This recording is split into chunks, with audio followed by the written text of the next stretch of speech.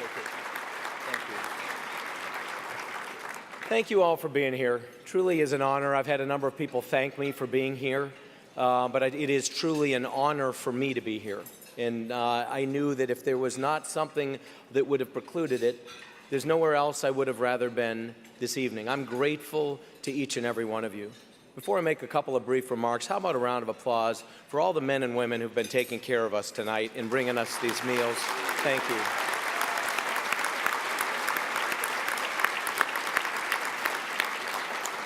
I put myself through school serving at banquets and things and washing dishes, so I have a part of my heart that is dedicated to folks like that. Thank you all for being here. As I said, I stand before you as a Protestant, but I will say this, as one with 9 children, one who is one of 6 children, 2 of whose siblings went to a Catholic school, one of whose siblings, other than those 2, taught in a Catholic school, and with a mother that was involved in Right to Life from the time it began in the 70s, I feel that I'm doing my best to at least be an honorary Catholic as best I can, and so I'm trying.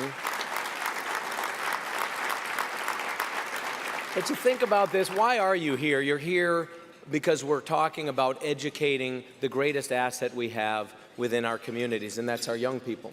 And why does this matter? Time doesn't allow us to go into all the reasons why it matters. I'll simply say this. An education is a ticket to ride. It's a ticket to ride.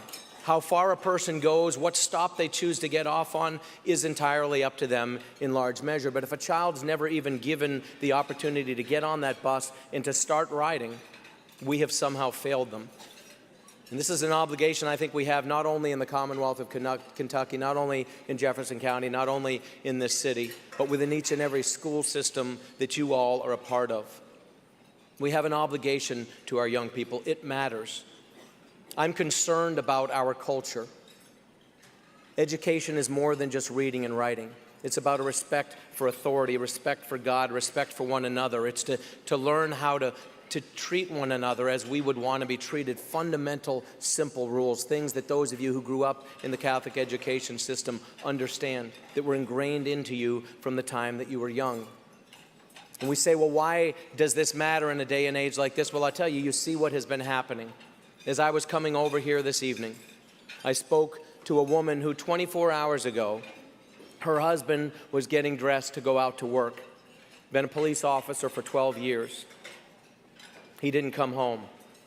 In Pikeville, Kentucky, he was killed last night, left a wife and a 9-month-old daughter. You say, what connection does that have? It has every connection. I don't know what the story of the young man was that took this officer's life. I don't know. But I'd be willing to bet he wasn't given the opportunity that so many of you so generously are trying to create for others. The trajectory of a single life. This testimony that we just heard on video was powerful. The trajectory of a single life can literally change the world. The history of the world has always been changed by the trajectory of single lives in single moments. Winston Churchill once said that everyone in time, and I'm paraphrasing, everyone at some point in their life is going to be called to step up. That the knock of history, the call of history will reach out to each and every one of us in this room. The question is, will you be ready? And will you be willing to take up that challenge when it is given to you? And the challenge tonight, some of you have already received. Others of you may be here as guests. Maybe you're just rounding out a table as part of a generous corporate sponsorship. But I would encourage you to realize that one life at a time, one child at a time, one education at a time, we can change the communities in which we live, in the world in which we live. It matters. And so the answer should be yes. And I'm grateful to you for being here. It's an honor for me to be the governor of a state where this many people will be assembled for a purpose like this. Please take this seriously. We have tremendous capacity within the education system of the Catholic schools in this county to fulfill so much of what ails the education needs in this county. One of the things that I am committed to, and I will share with you, is that we do need tuition tax credits. We do. And the reality is this.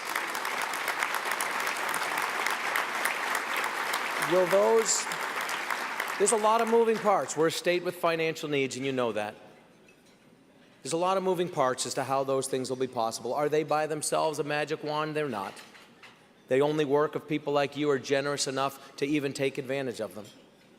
But they are the catalysts that can transform what happens in our community. Again, thank you for being here. It's an honor to be here as an honorary co-chair with the Archbishop. I look forward to seeing you again next year and the years beyond that. Thank you for your passion. Thank you for your vision. Thanks for all those who've helped to make this possible. Rich, thank you very much.